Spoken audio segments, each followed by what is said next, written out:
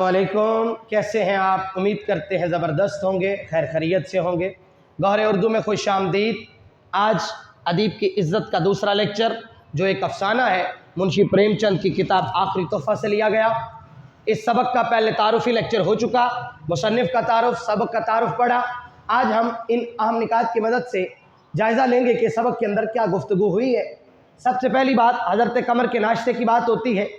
हज़रत कमर बग़ैर चीनी और दूध के 20 दफ़ा उबाली हुई चाय पीते हैं और अपनी बीवी को पैसों के लिए नहीं जगाते।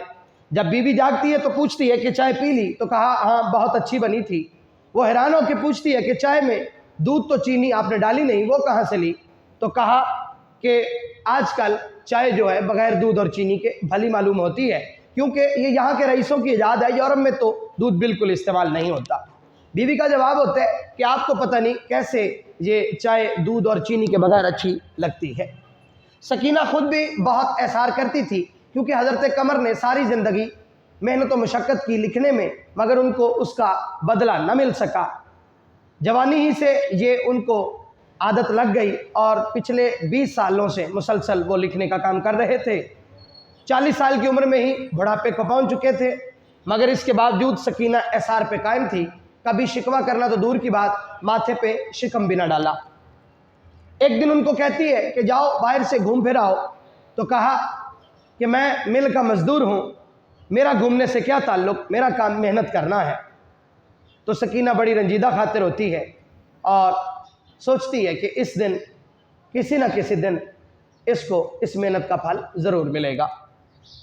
राजा साहब हैं, ये जो कमर है अदीब, उनके एरिया के कोई राजा साहब हैं, इनको दावत देते हैं। दावत का कार्ड जब राजा साहब का मिलता है तो कमर बहुत खुश होता है, बड़ी तैयारी करता है, हजामत बनवाता है, नहाता है। बात आ जाती है कि कपड़े नहीं हैं, बड़ी देर हुई है, कचकन बनवाई थी। बीवी उनसे इस बात का इजहार करती है कि तुमने नाहक जाने का कह दिया, तुम कोई बहाना कर लेते, कपड़े तो हैं नहीं, तो वहाँ पे दावत में क्या पहन के जाओगे? वो कहते हैं शायर की कीमत कपड़े नहीं, उसका लिटरेचर होता है। लेकिन सकीना बोलती है कि कपड़ों की भी ज़रूरत होती है, तुम शायद दुनिया से अलग थलग रहते हो, दुनिया इस पे ज़रूर गौर करती है, तुम इनकार कर देते तो ज़्यादा मुनासिब था। आप फरमाते हैं कि तुम नहीं जानती जुज़ में कुल की खूबियाँ होती हैं। हम जिस ज़ाते बारी ताला का हिस्सा हैं, वो भी ये चाहता है कि उसको हर कोई जाने, इसी तरह से हम उसका एक छोटा सा जुज़ हैं। हम में भी ये खूबी है, हम में भी ये ख्वाहिश है कि हमें हर कोई जाने, हमारी हर कोई इज़्ज़त करे। लिहाजा हज़रत कमर उनसे यह वादा करते हैं कि जब चिराग जल जाएगा तो वो तब जाएंगे। लिहाजा हज़रत कमर का हुलिया ऐसा है कि वो बहुत ही जो है वो कमज़ोर से शख्स है। चेहरे मेरे के आदमी होते तो शायद बहुत खूबसूरत लगते। अब पुराने से फटे पुराने जूते और कपड़े पहन के वो चल दिए हैं। इससे पहले वो हज़रत कमर की तकाज़े की बात करता है, कर्ज़ की। किताब वाला लिखता है कि वो कर्ज़ के तकाज़ों से बड़ा घबराया करते थे और आज वो बिल्कुल डर नहीं रहे थे, ऐसे जैसे कोई लोहे का लिबास पहन लिया हो। बाज़ार से गुज़रे तो एक दुकानदार ने आपसे पूछा कि जनाब आपके छाते के पैसे नहीं आए, झाड़ू के पैसे नहीं आए। तो आप बड़े दिखावे से बोले कि अभी तो मैं राजा साहिब के यहाँ जा रहा हूँ, वापसी पे आपके पास ज़रूर आऊँगा। वो हाफिज़ समाद जो दुकानदार था चापलूसी करने लगा, बड़ा मरऊब हुआ दावत का सुन के। कहा जी जी जाइए, लेकिन पान तो खाते जाइए। राजा साहब के हाँ हमारा भी जिक्र करिएगा, भूल न जाइएगा। कमर साहब उस दुकान से जाने के बाद एक दूसरी कपड़े वाली दुकान पर रुकते हैं, यही मामला वहाँ पे भी है। उसके बाद कमर साहब दावत में पहुँच जाते हैं, आपका तारुफ़ करवाया जाता है। आपका जब तारुफ़ करवाते हैं तो बड़ी ही बेइतनाई से लोग, अच्छा आप शायर हैं, अच्छा आप शायर हैं। तो इसी तरह से एक शख्स वहाँ अंग्रेज़ी लिबास में बैठा होता है, वो बड़ा मॉडर्न ज़ेन का है। कमर साहब को कहता है कि आपने शीले और बायरन या टेनीसन वगैरह का लिटरेचर पढ़ा है? तो आप बड़ी बेइतनाई से जवाब देते हैं हाँ थोड़ा बहुत पढ़ा है। तो वो कहता है कि अगर आप उनकी किसी किताब का तर्जमा सुना दें तो बड़ी ही खिदमत होगी अपने ज़ुबान की, अपने लिटरेचर की। तो आपने ईंट का जवाब पत्थर से दिया कि हमें अभी इतनी भी नौबत नहीं आई कि अंग्रेज़ों से जो है वो तसव्वुफ़ की किसी किताब का सीखना पड़े। इसमें हम आज भी सरे फहरिस्त हैं और बहुत कुछ सिखा सकते हैं, क्योंकि ये तीनों शायर तसव्वुफ़ के शायर हैं, अंग्रेज़ी शायर।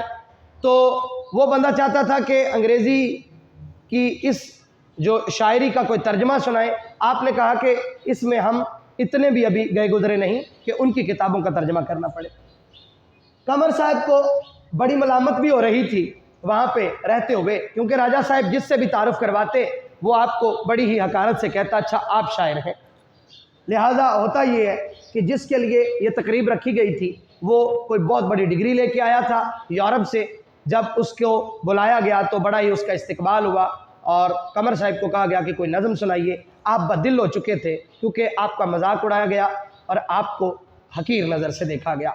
आपने कहा मैंने नज़म तो कोई नहीं तैयार की, और राजा साहब से तू तड़ा करके वापस आ गए।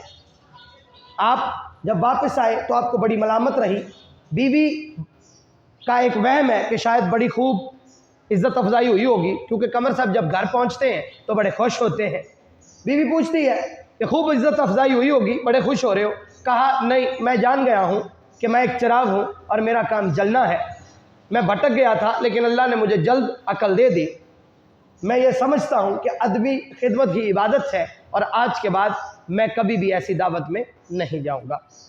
ये मैंने अपनी एक तरीके से खुलासा आपके साथ रखा है। आप इसमें अल्फाज भी चेंज कर सकते हैं और इसमें कुछ चीज़ें जो मैंने छोड़ी हैं आप उनको ऐड कर लें, और जो चीज़ें मैंने बयान की हैं वो गैर ज़रूरी भी उनमें से कई चीज़ें हो सकती हैं, उनको आप शॉर्ट कर दें।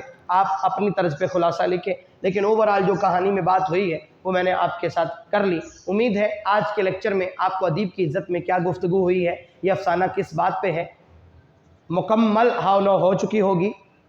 अगले लेक्चर में मिलते हैं, लेकिन इससे पहले आपको अगर ये लेक्चर पसंद आया है तो इस लेक्चर को शेयर करें, चैनल को सब्सक्राइब कर दें और बेल आइकन को दबा लें ताकि आने वाले लेक्चर्स आपको मिलते रहें। अगले लेक्चर में दोबारा बात होगी, तब तक के लिए इजाज़त दीजिए। अल्लाह निगहबान।